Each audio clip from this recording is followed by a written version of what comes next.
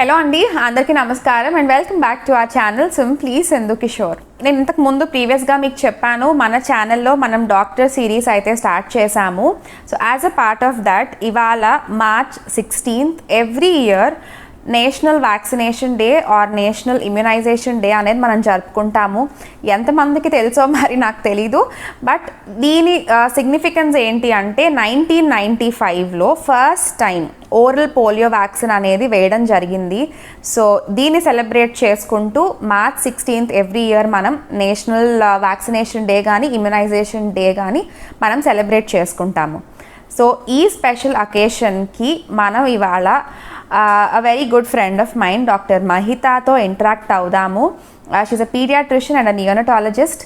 So తినతో మనం interact అయ్యి అసలు వ్యాక్సినేషన్స్ అంటే ఏంటి, ఇంపార్టెన్స్ ఏంటి, ఇవన్నీ కూడా మనం ఫర్దర్గా మాట్లాడి తెలుసుకుందాము.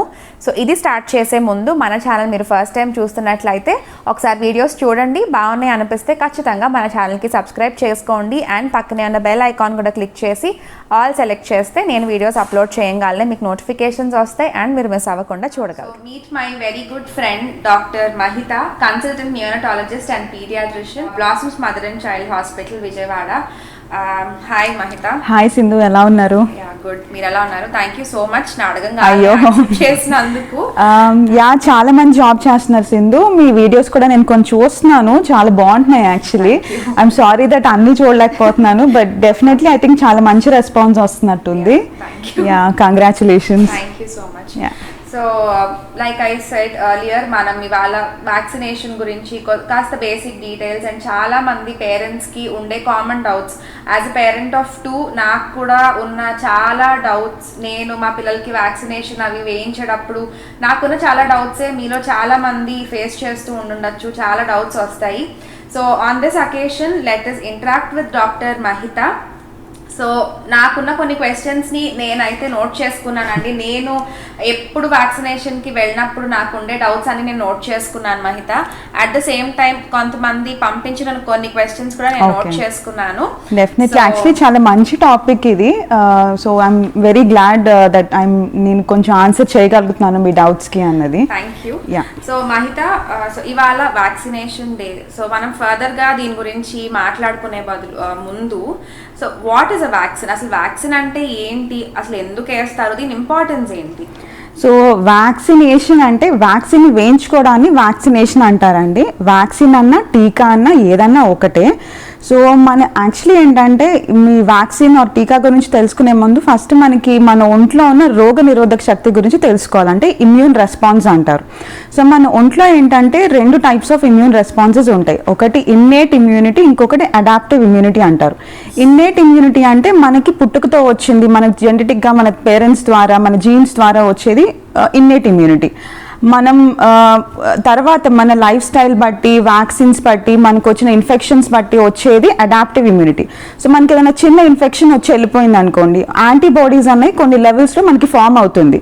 అదే మనం ఈ వ్యాక్సిన్ ద్వారా అట్లాంటి ఇన్ఫెక్షన్ని ఒంట్లో ప్రవేశపెడుతున్నాం.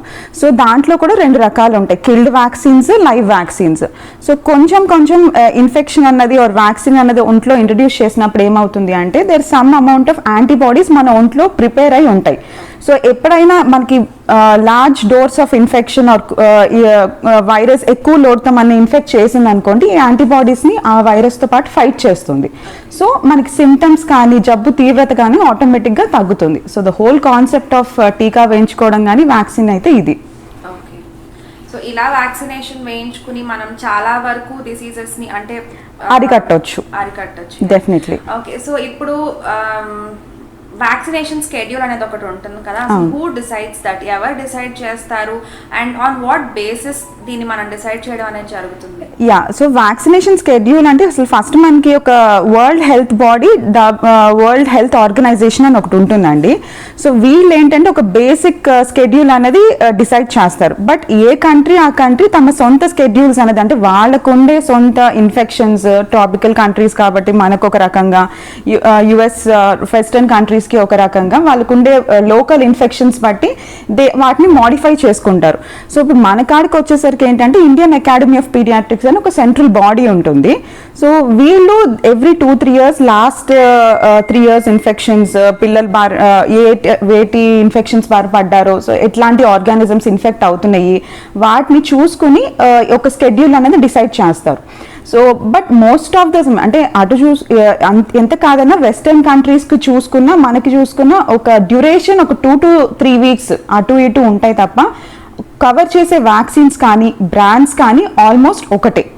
సపోజ్ ఇప్పుడు న్యూమోకోకల్ వ్యాక్సిన్ అంటారు, యూజువల్గా అది less than 1 year ఎందుకు ఇస్తాము అంటే ఈ స్ట్రెప్టోకోకల్ న్యూమోనియా అన్న కాజ్ చేసే నిమ్ అన్నది ఆ ఏజ్లో చాలా కామన్ అనమాట పసిపిల్లల్లో. సో కంపల్సరీ ఆ వ్యాక్సిన్ అనేది వేయించుకోవాలి, ఆ ఏజ్లో మనం రికమెండ్ చేస్తాం. సో అట్లా డిపెండింగ్ ఆన్ ద ఇన్ఫెక్షన్స్, ఇప్పుడు టీబీ టైఫాయిడ్ ఇవన్నీ వెస్ట్రన్ కంట్రీస్లో తక్కువ ఉంటుంది, వేరస్ మనకి కొంచెం ఆ ప్రివిలెన్స్ అనేది ఎక్కువ. సో ఈ వ్యాక్సిన్స్ మన దగ్గర వేస్తాము.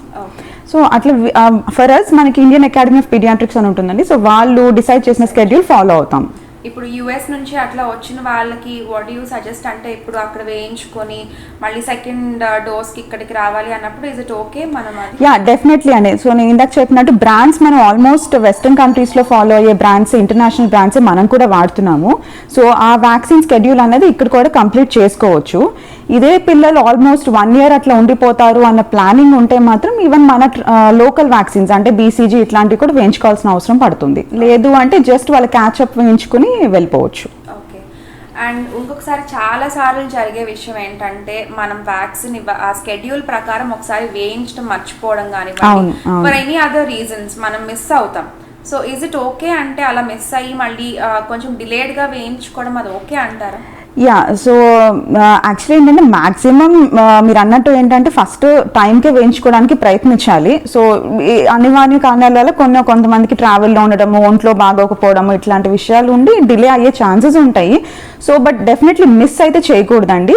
డిలే అయినా సరే కంపల్సరీ ఈవెన్ 1 week డిలే అయినా 2 weeks డిలే అయినా వ్యాక్సిన్ అనేది తీసుకోవడమే బెటర్ ఆప్షన్ అనమాట. సో నేను ఇందాక చెప్పాను కదా, ఈ ఎస్పెషల్లీ 1.5, 2.5, 3.5 months వ్యాక్సిన్స్ ఏంటంటే ఎంత డిలే అయినా మినిమం 6 monthsలో ఏంటంటే ఆ 3 doses కంప్లీట్ అయ్యేటట్టు చూసుకోవాలి. సో వాటిని క్యాచప్ వ్యాక్సిన్స్ అంటారు. మనం అంటే మన డిలే చేసిన వ్యాక్సిన్ దాన్ని బట్టి మనం ఎంత లోపల తీసుకోవాలి అనేది డిసైడ్ అవుతుంది. సపోజ్ కొన్నిసార్లు ఏమవుతుందంటే నెక్స్ట్ వీక్ వెడ్నెస్డే వ్యాక్సిన్ వేయించాలి మా బాబుకి, కానీ ఐ నో దట్ ఆ టైంకి నేను అవైలబుల్గా ఉండను, ఊరెళ్తున్నాను. అలాంటప్పుడు మనం ముందే వేయించుకోవచ్చా, ముందే వేయించుకుని వెళ్ళొచ్చా, లేదా దానికి ముందు అంటే ఫస్ట్ డోస్కి సెకండ్ డోస్కి ఖచ్చితంగా ఎంత గ్యాప్ ఉండాలి అలా ఉంటుందా? యూజువల్గా ఏంటంటే 4 to 8 weeks గ్యాప్ అండి యూజువల్గా మనం పెట్టేది ఏంటి స్కెడ్యూల్ ప్రకారం అయితే. సో మినిమం 4 weeks ఉంటుంది. సో అలా చూసుకున్న ఏంటంటే ఇప్పుడు మీకు ఇచ్చిన డేట్ కంటే 4 days ముందు వరకు వేయించుకోవచ్చు, అంతకంటే ముందు అయితే ఇట్ ఇస్ నాట్ పాసిబుల్, అంటే వేయించుకోకూడదు. అలా వేయించేసుకున్నా తెలియకుండా అసలు ఆ డోస్ అనేది కౌంట్ చేయకూడదు అనమాట. సో మాక్సిమం 4 days ముందు వరకు అయితే వేయించుకోవచ్చు. సో వీలైనంత వరకు మీ స్కెడ్యూల్ ప్రకారం వేయించుకోవడమే సజెస్ట్ చేస్తారు. అండ్ ముందు వేయించుకోవాలి అనుకుంటే డాక్టర్ చెప్పినట్టు ఒక 4 days వరకు అయితే యాక్సెప్టబుల్. అండ్ ఇంకొకటి, అందరి పిల్లలకి ఖచ్చితంగా వ్యాక్సిన్ వేయాల్సిందేనా, లేదంటే ఏదన్నా ఏమంటారు వీళ్ళకి అవసరం లేదు వీళ్ళకి వేయకూడదు అలాంటి సిచ్యువేషన్స్ కూడా ఏమైనా ఉంటాయా? యా డెఫినెట్లీ మీరు అన్నట్టు కరెక్టే అండి. మనం నార్మల్ హెల్తీ చైల్డ్ అందరికీ అయితే డెఫినెట్గా వేయించాలి. But there are certain special situations, అంటే ఇమ్యూనో కాంప్రమైజ్డ్ అంటారు. ఇప్పుడు నేను ఇందాక చెప్పాను కదా రోగ నిరోధక శక్తి అనేది వీళ్ళల్లో ఏంటంటే అది చాలా తక్కువ ఉంటుంది. అది ఎందువల్ల అంటే ఒకటి ఏంటంటే స్టిరాయిడ్ థెరపీస్ అంటారు. ఇప్పుడు చాలా కామన్గా వింటున్నాం స్టిరాయిడ్స్ వాడుతున్నారు పిల్లలు అనేది. సో చాలా జబ్బులకి ఎస్పెషల్లీ పిల్లల్లో చాలా జబ్బులకి ఏంటంటే ఈ స్టిరాయిడ్స్ అనేది మెయిన్ ట్రీట్మెంట్గా అయిపోయింది. అది కూడా చాలా ఎక్కువ డోసెస్లో ఎక్కువ రోజులు ఇవ్వడం జరుగుతుంది. కిడ్నీకి సంబంధించిన జబ్బులు కానీ, ఫిట్స్కి సంబంధించినవి కానీ, లేకపోతే మన ఆస్తమా, సో ఇట్లాంటి చాలా మంది ఏంటంటే ఎక్కువ డోసెస్ ఆఫ్ స్టిరాయిడ్స్ వాడినప్పుడు వీళ్ళలో ఈ రోగ నిరోధక శక్తి అనేది చాలా తగ్గిపోతుంది. సో ఆ టైంలో ఎస్పెషల్లీ లైవ్ వ్యాక్సిన్స్, నేను ఇందాక చెప్పాను కదా కిల్డ్ లైవ్ 2 రకాలు ఉంటాయని. సో ఈ లైవ్ వ్యాక్సిన్స్ అన్నది ఇవ్వకూడదండి. ఆ స్టిరాయిడ్ థెరపీ ఏదైతే ఉందో అది కంప్లీట్గా ఆపేసి 1 month అయిన తర్వాత అయితే you can start your again ఈ ఇమ్యునైజేషన్ అనేది మళ్ళీ స్టార్ట్ చేసుకోవచ్చు. ఇంకొక కేటగిరీ ఏంటంటే ఈ కీమోథెరపీ తీసుకుంటున్న పిల్లలు, అంటే క్యాన్సర్ కిడ్స్ కీమోథెరపీ మీద ఉన్న వాళ్ళైతే ఏకంగా 6 months అన్న గ్యాప్ తీసుకోవాలి. ఆ తర్వాతే వ్యాక్సిన్స్ అన్నది మళ్ళీ రీస్టార్ట్ చేసుకోవాలి.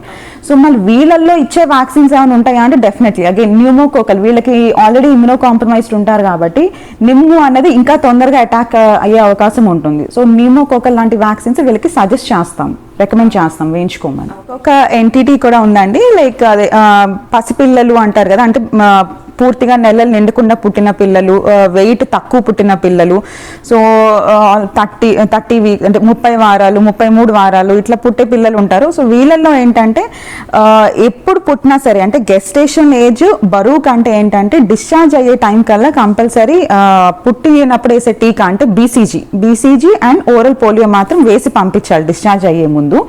అండ్ హెపటైటిస్ అని ఇంకోటి వేస్తాం నార్మల్గా వేరే కిడ్స్కి అయితే. వాళ్ళకి ఏంటి అంటే ఈ 2 kg దాటిన తర్వాతే వాళ్ళకి హెపటైటిస్ అనేది వేయించుకోవాలి. ఎందుకంటే వీళ్ళకి ఆ మజిల్ మాస్ అనేది చాలా చిన్నగా ఉంటుంది. సో మనం బై మిస్టేక్ మళ్ళీ బోన్ అదంతా పియర్స్ అయ్యే అవకాశం ఉంటుంది. సో వీళ్ళకి కొంచెం జాగ్రత్తగా చిన్న నీడిల్స్ తీసుకుని వేయాల్సిన అవసరం పడుతుంది. బట్ నెలలు నిండకుండా పుట్టినంత వల్ల వ్యాక్సిన్స్ డిలే చేయాల్సిన అవసరం అయితే లేదు. కంపల్సరీ వాళ్ళు కూడా వ్యాక్సిన్స్ అనేది వేయించుకోవాలి. సో మహిత, ఇప్పటి వరకు మనం వ్యాక్సిన్ అంటే ఏంటి ఇట్లా చాలా విషయాలు అయితే డిస్కస్ చేసాము. బట్ సపోజ్ ఇవాళ నేను మా బాబుని వ్యాక్సినేషన్కి తీసుకెళ్తున్నాను. సో ఆ రోజు ఆన్ దట్ పర్టిక్యులర్ డే ఎటువంటి ప్రికాషన్స్ కానివ్వండి, ఎటువంటి ప్రిపరేషన్తో పేరెంట్స్ వెళ్ళాలి? Okay, good question actually Sindhu. So definitely నేను మదర్స్కి సజెస్ట్ చేసేది ఏంటి అంటే, యాజ్ అ మదర్ నేను ఆల్సో చెప్పేది ఏంటి అంటే, ఫస్ట్ థింగ్ మనం చాలా అంటే వీ నీడ్ టు ప్లాన్, చాలా ఇంట్లో ప్లాన్ చేసుకుని కిడ్నీ తీసుకుని రావాల్సి ఉంటుంది. So first I say medical record, మీ బాబుది కానీ పాపది కానీ మెడికల్ రికార్డ్ ఫైల్ ఆర్ మీరు వ్యాక్సినేషన్ కార్డు ఏదైతే అది ఉందో అది ఫస్ట్ సర్దుకోండి. ఓకే, సో దాంట్లో మనకి చాలా ఇంపార్టెంట్ ఇన్ఫర్మేషన్ ఏంటి అంటే, అసలు ఏమేమి వ్యాక్సిన్స్ అయినాయి, ఏ బ్రాండ్ వాడారు, ఎలాంటి వ్యాక్సిన్స్ కంప్లీట్ అయినాయి, ఏం పెండింగ్ ఉన్నాయి, ఏమన్నా డిలే అయ్యారా, సో ఈ వాట్ ఎవర్ ఈ కంప్లీట్ ఇన్ఫర్మేషన్ అన్నది మీ వ్యాక్సినేషన్ కార్డులో దొరుకుతుంది. అండ్ నేను ఇందాక చెప్పాను కదా, కొంతమంది పిల్లలు ఏంటంటే లాంగ్ టర్మ్ మెడికేషన్స్ మీద కొంతమంది ఉంటారు. సో అవన్నీ కూడా వాళ్ళ మెడికల్ రికార్డు ద్వారానే మనకి తెలుస్తుంది. కొంతమంది పేరెంట్స్ అవి చెప్పడం మర్చిపోతారు. So we need that medical record so that అసలు వ్యాక్సిన్స్ వేయొచ్చా లేదా అన్నది కూడా మనకి దాని ద్వారానే ఇన్ఫర్మేషన్ వస్తుంది. సో అది ఒకటి డెఫినెట్గా పెట్టుకోండి. అండ్ సెకండ్ థింగ్ ఏంటి అంటే ఈ ఫీడింగ్ ప్యాటర్న్ అండి, ఎస్పెషలీ లెస్ దెన్ 1 year కిడ్కి ఏంటంటే మీరు వ్యాక్సిన్ ఇంకో గంటలో వెళ్ళి వేయించుకుంటారు అనగా ఫీడ్ చేసి తీసుకురండి బేబీని. ఓకే, సో దట్ ఏంటంటే మనకి ½ an hour గ్యాప్లో వ్యాక్సిన్ వేస్తారు అండ్ ఒక ½ an hour తర్వాత వరకు అంటే ఫీడ్ అనేది చేయకూడదు వ్యాక్సిన్ వేసిన ½ an hour తర్వాత వరకు. సో వామిటింగ్స్ అవి అయినా కూడా ఏంటంటే మనం ఈ ఓరల్ వ్యాక్సిన్స్ అయినాయా లేదా ఫీడ్ వల్ల అయిందా ఇవన్నీ మనకి క్లారిటీ ఉండదు. సో ఎంత కాదని ఒక 1 hour గ్యాప్ వచ్చేస్తుంది. So better feed the baby and come, అది సజెస్ట్ చేస్తాం. ఒక ½ an hour ముందు ఏమి మనం బేబీకి ఫీడ్ చేయకూడదు, వ్యాక్సిన్ తర్వాత ఒక ½ an hour కి మనం బేబీకి ఏమి ఫీడ్ చేయకూడదు. ఓకే మహిత, ఇంకొకటి వ్యాక్సిన్ అసలు ఏ టైం అంటే మార్నింగ్ ఈవినింగ్ అలా చూసుకుంటే ఏ టైంలో వేయడం బెటర్? ఇప్పుడు చాలా మంది వర్కింగ్ పేరెంట్స్ ఉంటారు, వాళ్ళు ఏంటంటే ఆఫీస్కి వెళ్ళి వచ్చి ఈవినింగ్ టైంలో తీసుకెళ్దాము అనుకుంటారు. ఇస్ ఇట్ ఓకే అంటే ఆ టైంలో వేయడం సజెస్ట్ చేస్తారా మీరు? లేదండి, యాక్చువల్లీ నేను రికమెండ్ చేసి ఏదైతే డెఫినెట్గా మార్నింగ్ టైమ్స్ అండి. ఐ అండర్స్టాండ్ దట్ వర్కింగ్ పేరెంట్స్కి లేట్ అవుతుంది అన్నది, బట్ వాళ్ళని సండే అయినా తీరిక చేసుకుని అయితే మార్నింగ్ టైమ్స్కి రమ్మంటాను. రీజన్ ఏంటి అంటే ఈ వ్యాక్సిన్స్ వేసిన తర్వాత ఎంత కాదన్నా ఫీవర్ రావడం కానీ బేబీ ఫీడింగ్ సరిగ్గా తీసుకోకపోవడం కానీ ఇట్లాంటి ఇష్యూస్ ఫేస్ అయ్యే అవకాశం ఉంటుంది. సో మానిటరింగ్ అన్నది మనకి పగలు వేసుకుంటేనే ఆ రోజంతా బేబీ ఎలా బిహేవ్ చేస్తుంది, ఏమన్నా ఇష్యూస్ స్టార్ట్ అవుతున్నాయి, ఆ సైడ్ ఎఫెక్ట్స్ ఏమన్నా ఉన్నాయా అన్నది మనకి క్లియర్గా మానిటర్ చేసుకోవడానికి కుదురుతుంది.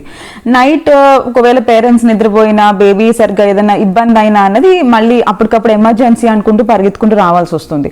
So ideal time is definitely morning. వీలైనంత వరకు మీరు డే టైంలోనే వ్యాక్సిన్ అయితే వేయించండి. అండ్ మహిత, చాలా మంది పిల్లలకి అంటే నేను యాక్చువల్లీ మా 2 పిల్లలకి వ్యాక్సిన్కి తీసుకెళ్లే రోజు సపోజ్ వాళ్ళ కోల్డ్ కానీ కాఫ్ కానీ ఫీవర్ కానీ ఉంటే అదొక డౌట్ అసలు ముందు తీసుకెళ్ళచ్చా లేదా అని. సో అలాంటి సిచ్యువేషన్స్లో పిల్లల్ని మనం తీసుకెళ్ళచ్చా వ్యాక్సిన్కి, అలా ఏమైనా ఉంటుందా? ఈ అంటే డెఫినెట్లీ ఏంటంటే ఇప్పుడు బేసిక్లీ ఏంటంటే ఈ కోల్డ్ కాఫ్ లేకపోతే ఇంకా వేరే ఏ ఇల్నెస్ అయినా మనం 3 కేటగిరీస్గా చూసుకోవాలండి. Mild, moderate, severe illness. So mild illness అంటే జస్ట్ ముక్కు కారుతుంది, కొంచెం దగ్గు వస్తుంది, కొంచెం లూజ్ మోషన్స్ అవుతున్నాయి.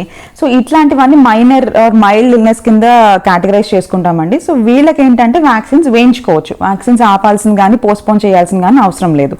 ఇదే పిల్లలకు ఫీవర్ ఉన్నా అంటే యాంటీబయాటిక్స్ ఆల్రెడీ వాడుతున్నారు లేదా హాస్పిటలైజ్ అయి ఉన్నారు, any moderate to severe illness ఉన్న వాళ్ళకి డెఫినెట్గా ఆ ఇల్నెస్ కంప్లీట్గా క్యూర్ అయ్యే వరకు వ్యాక్సిన్ అనేది పోస్ట్పోన్ చేసుకోవడమే బెటర్. సో ఇందాక నేను చెప్పినట్టు ఏంటంటే అసలు ఫీవర్ వచ్చింది ఇప్పుడు వ్యాక్సిన్ వలన లేకపోతే ఆల్రెడీ లోపల ఉన్న ఇన్ఫెక్షన్ వలన అనేది మనకి క్లారిటీ ఉండదు. So that is why postpone చేసుకోవడం అనేది బెటర్.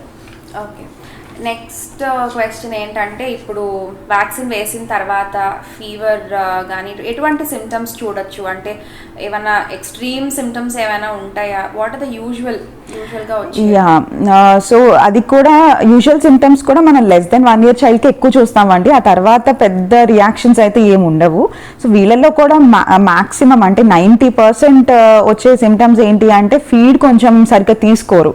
అంటే లాస్ట్ వ్యాక్సిన్ వేసిన 1 day 2 days ఏంటంటే ఫీడ్ తగ్గించేస్తారు, కొంచెం విసుగ్గా, ఇరిటేటింగ్గా, క్రాంకీగా అట్లా ఉంటారు. అండ్ ఈ వ్యాక్సిన్స్ వేయించుకునే వాళ్ళ ఫీవర్ అట్లా వచ్చే ఛాన్సెస్ కూడా ఉంటాయి, నొప్పి, ఫీవర్. ఇది తప్ప మ్యాక్సిమం వేరే ఇబ్బందులు అయితే ఏమి ఉండవండి. వెరీ రేర్గా అంటే నేను కూడా అసలు చూడలేదు అట్లాంటి కేసెస్ ఏంటంటే ఒక్కొక్కసారి ఫిట్స్ అయ్యి వచ్చే అవకాశం ఉంటుంది. సో అట్లాంటి ఇష్యూస్ ఏమన్నా ఉంటే we have to report them. Vaccine manufacturer డిపార్ట్మెంట్స్కి అన్నిటికీ రిపోర్ట్ చేయాలి. సో కొన్నిసార్లు మనకి టీకా మార్క్ అయితే పడుతుంది కదా, అలాంటి చోట్ల కొంతమంది భయపడతారు, అక్కడ ఏదో ఇన్ఫెక్షన్ వచ్చింది అలా. చాలా మంది మదర్స్ నన్ను అడుగుతూ ఉంటారు. సో ఇది యాక్చువల్లీ బీసీజీ వ్యాక్సిన్ వేస్తాం కదండి, పుట్టినప్పుడు వేసే బీసీజీ వ్యాక్సిన్. ఇదేమవుతుంది అంటే దాని న్యాచురల్ కోర్స్ ఏంటంటే ఫస్ట్ కొంచెం గుబ్బలాగా కొంచెం పెరిగి బొబ్బయి ఆ తర్వాత పస్ లాగా కూడా ఫామ్ అయిన తర్వాత అది బ్రేక్ అయ్యి మనకి ఎట్లా మార్క్ పడుతుందో వాళ్ళకి అట్లా మార్క్ పడుతుంది. సో ఈ హోల్ ప్రాసెస్ అట్లీస్ట్ ఒక 3 to 4 months అనేది టైం పడుతుంది. So that's a very normal thing అండి. అదేమి ఇన్ఫెక్షన్ కానీ సైడ్ ఎఫెక్ట్ కానీ అయితే కాదు. So on the day of vaccine ఎటువంటివి ఉంటాయి, వ్యాక్సిన్ తీసుకున్నాక ఎలాంటివి అయితే ఉంటాయో చూసాము. నెక్స్ట్ చాలా మంది పేరెంట్స్కి ఉండే అంటే ఇప్పుడు వింటున్నాము పెయిన్లెస్ వ్యాక్సిన్ అనేది. అసలు పెయిన్లెస్ వ్యాక్సిన్ అంటే ఏంటి, అలాంటిది అసలు ఏమైనా ఉంటుందా? వాట్ ఈస్ ఇట్ మీకు చెప్పండి. సో చాలా మంది అపోహ పడేది ఏంటి అంటే అసలు పెయిన్లెస్ వ్యాక్సిన్ వేస్తే నొప్పి ఉండకూడదు, బేబీ ఏడకూడదు. సో అట్లా కాదండి. బేసిక్లీ ఏంటంటే పెయిన్లెస్ వ్యాక్సిన్ అనేది పర్టికులర్గా ఒక వ్యాక్సిన్ డిపిటి అంటారు, అంటే డిఫ్టీరియా, పర్టసిస్, టెటనస్లో పర్టసిస్ అంటే ఏ సెల్లార్ పర్టసిస్, హోల్ సెల్ పర్టసిస్ అని 2 రకాలు ఉంటాయి. సో ఈ పెయిన్లెస్ వ్యాక్సిన్ అనేది ఏ సెల్లార్ పర్టసిస్ అండి. సో ఆ కంపోనెంట్ వాడితే ఏంటంటే మనకి ఇప్పుడు నీడల్ స్కిన్కి పియర్స్ అయితే నొప్పి ఉంటుంది, కానీ ఎప్పుడైతే మెడిసిన్ మజిల్లోకి దిగుతుందో అంటే కండరంలోకి దిగుతుందో ఆ మెడిసిన్ వల్ల ఏంటంటే నొప్పి కానీ గడ్డలు కట్టడం కానీ జరగదు. సో ఇప్పుడు ఈ ఏసెల్ఆర్ పర్టసిస్ వాడినప్పుడు, ఈ హోల్ సెల్లార్ పర్టసిస్ వాడినప్పుడు ఏంటంటే మనకు వచ్చే యూజువల్ అంటే కండరాలు గట్టడం కానీ నొప్పి రావడం కానీ జ్వరం రావడం కానీ ఎక్కువ ఉంటుంది తీవ్రత. So that is the difference between అంటే అదే అంటే తేడా ఏసెల్ఆర్ పర్టసిస్ కి whole cellular pertussis or painless and painful normal vaccines కి. సో మీరు చెప్పేదాని ప్రకారం ఓన్లీ ఆ డిపిటి అనే ఒక్క వ్యాక్సిన్ కి మాత్రమే పెయిన్లెస్ అనేది ఉంటుంది, మిగతా ఏ వ్యాక్సిన్స్ కి ఆ డిఫరెన్స్ అయితే లేదు. ఓకే, సో ఇంకొకటి ఏంటంటే చాలా మంది గవర్నమెంట్ హాస్పిటల్స్లో వేసుకుంటారు అండ్ అంగన్వాడీస్లో వీటిలో కూడా వ్యాక్సిన్స్ అనేది వేసుకుంటారు కదా. సో అక్కడ వేసే వ్యాక్సిన్స్కి మీరు ప్రైవేట్ హాస్పిటల్స్లో వేసే వ్యాక్సిన్స్కి డిఫరెన్స్ ఏమైనా ఉంటుందా? అంటే స్కెడ్యూల్ పరంగా కానివ్వండి, వేసే మెడిసిన్ పరంగా కానివ్వండి, డిఫరెన్స్ ఏమైనా ఉంటుందా? డిఫరెన్స్ అంటే డెఫినెట్గా కొంచెం ఉంటుందండి. అంటే ఇప్పుడు బేసిక్లీ వాళ్ళు ఫాలో అయ్యేది మనకి గవర్నమెంట్ ఫ్రీగా ఇచ్చే వ్యాక్సిన్స్ అన్ని వాళ్ళు వేస్తారు. సో దీంట్లో ఏంటంటే ఎస్పెషల్లీ లెస్ దెన్ 1 yearలో తీసుకుంటే న్యూమోకోకల్ అన్న వ్యాక్సిన్ వాళ్ళు వేయరు. సో అలాగే ఇప్పుడు నేను ఇందాక చెప్పాను కదా acellular pertussis and whole cellular pertussis, so వాళ్ళు వేసేది ఏంటి అంటే నార్మల్ వ్యాక్సిన్స్ అంటే హోల్ సెల్ పర్టసిస్. మనం ప్రైవేట్గా వేసేది acellular or painless vaccines అనమాట.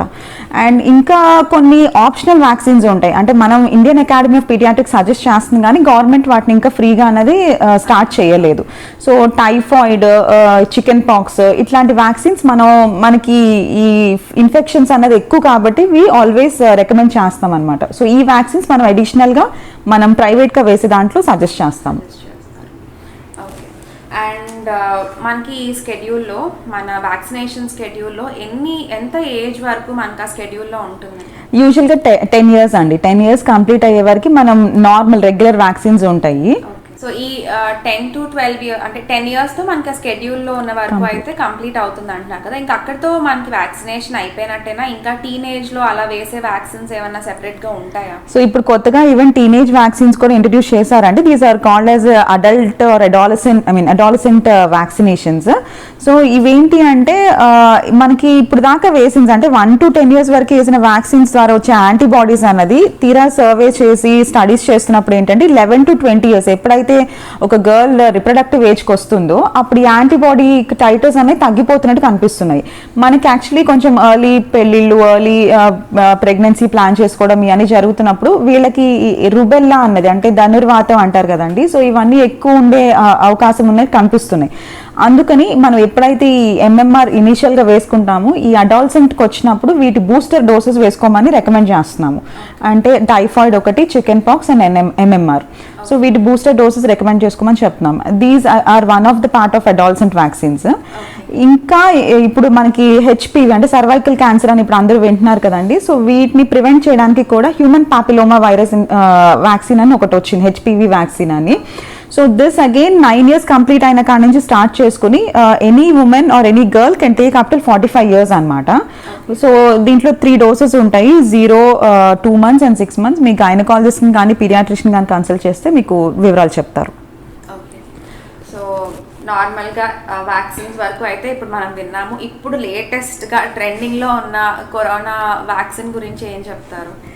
ఓకే, కరోనా వ్యాక్సిన్ కిడ్స్ గురించి అంటే పిల్లల గురించి అంటే నేను చెప్పదలుచుకుంది ఏంటి అంటే దేస్ ఓన్లీ 2 points అండి దీంట్లో. వీళ్ళల్లో అన్నది అసలు ఏ పిల్లల్లో అయినా ఈ వ్యాక్సిన్ వేయొచ్చు అని డిక్లేర్ చేయాలి అంటే వాళ్ళలో ఆ గ్రూప్లో అన్నది స్టడీ జరగాలండి.